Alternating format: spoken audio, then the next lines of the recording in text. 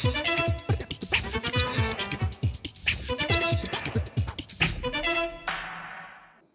and welcome to the interview on France 24. My guest is Meena Ganesh. She's the founder and CEO of Portea Medical. Thank you very much for being with us. Meena Ganesh, you belong to this new generation of Indian entrepreneurs which blossomed with the growth and the boom of technology in the country.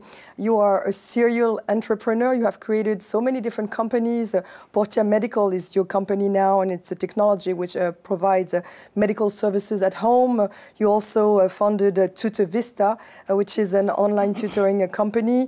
You sold it to Pearson. Before you were CEO of Tesco.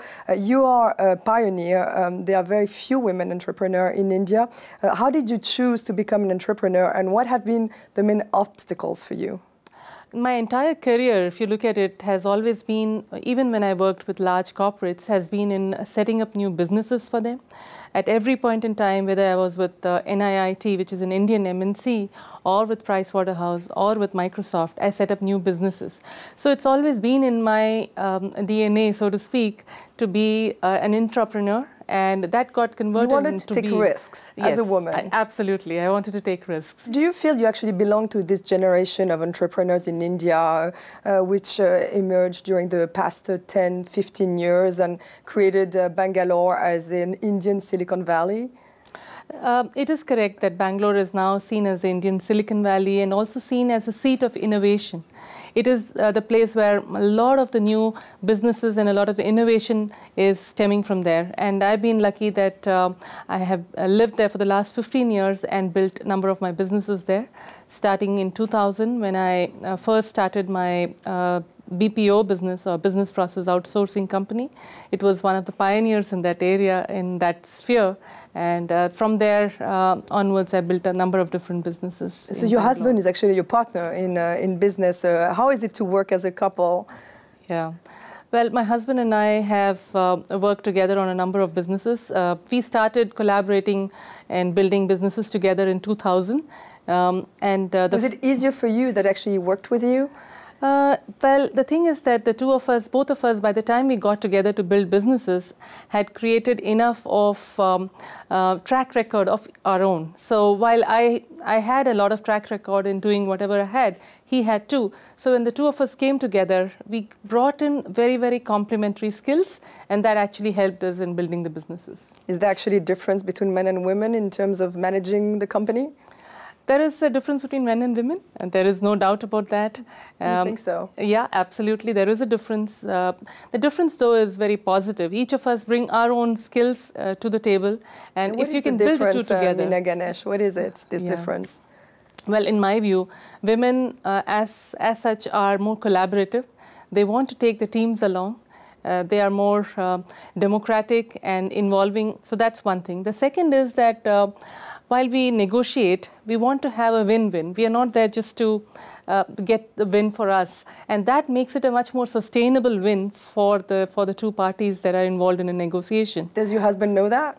Yes, he does. He knows you think that? I think he does, yeah. And how did your parents react, actually, when you told them you wanted to be an entrepreneur? Which was so not common. Yes, it was not common. And also, I was in a really good position in Microsoft. I was number 2 in Microsoft in India. So in a very good career position, doing extremely well. And then what is this? You just move from there and start a business? Is something going wrong? Take all the risks. Why? What is going wrong? So yeah, all those questions did come. But you just have to weather those questions and do what you have to do, which is what I did. Are you different from your mother? Very. But she was okay with it. She was okay with your choices. Yes, eventually. Eventually, so you had to convince her. Absolutely. It's not easy. It is not easy. I have to convince people, but that's okay. I mean, I'm happy to convince him and do what I have to do. How did she react at first? She was very surprised, and she was concerned that how would it all play out? Will I take too much of risk? Would I have to work too hard and not be able to manage all my other responsibilities? Having children, for example? Having children, yeah. Would it mean that I would have difficulties on the economic front, on the money front? So those are all questions in her mind, and I think that would have been true even for a male who was getting from a very secure corporate role into a startup.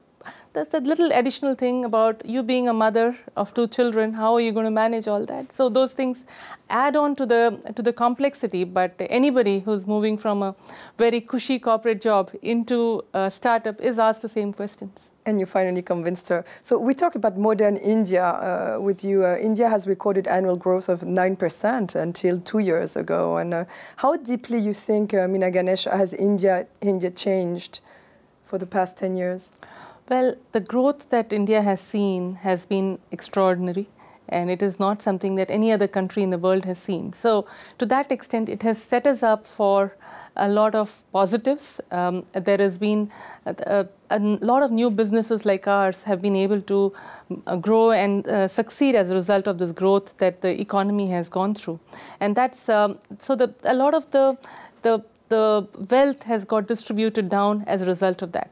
Now, having said that, what we as startups do is whatever the environment is. See, India, whether the economy is good or bad, is still a country which offers a huge amount of market. It's a very large country. It has its own challenges of whether you look at infrastructure or whether the remoteness of the country. All these offer a lot of opportunities for people like us. There are many, many business problems that need to be solved in India. Like what, for example? Anything. So you take education. Education, like what we spoke the other day, Stephanie. In the urban centers, education is good, very well available to the top, the more elite people. Whereas if you go down to the schools which are either on the outskirts of the city or further below, the quality of education goes down. So there is an opportunity to build a solution so that the quality of education in those schools can also be brought up. And that's where technology came into play. If you look for example, your tutoring program, our tutorial program. Our tutorial program is one. Our digital technology-based learning solutions which go into the schools and help the teachers to deliver a much better quality of education, what we call DigiClass. That was another huge advantage for the schools to improve the quality of education. Now you look at healthcare. Healthcare is very, very clearly a new, it's a big problem in India, as it is in most countries. That and in India, insurance doesn't pay for healthcare. It's a lot of private pay. And in that situation, you want to get the best that you can for the money that you can buy in the most convenient fashion. And that's where our new venture of home healthcare comes into play. So that's actually what you're doing in your company. Absolutely. You provide healthcare to people in their homes. Is that this a new way also to actually benefit from medical care? Absolutely. That's exactly what we are doing. We are taking home health care into the homes of people. What we are trying to do is to ensure that, some of the expertise that we have developed is about bringing technology and services together to deliver in the most optimum way to people. So that's the model that we've taken. We've taken healthcare, we've taken technology, and we're bringing the two together so that people can get healthcare at their homes, but still at a very, very affordable price. So, of course, India's economy grew at its slowest pace in a decade last year. What is this? How does it impact your business? So, in the last 10 years have been great, but the last 3-4 years, we are seeing a little bit of a slowdown. And I guess it's also a lot of... Is it hard to find financing, for example?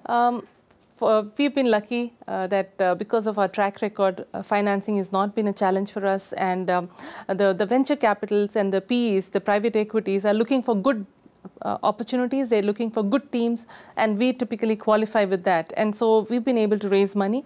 But you're right that if a private equity or a venture capitalist is not able to get exits for their existing business, then their desire to invest in new businesses tends to be a little muted. And we are seeing a little bit of that in the background in the country. Does this worry you at all?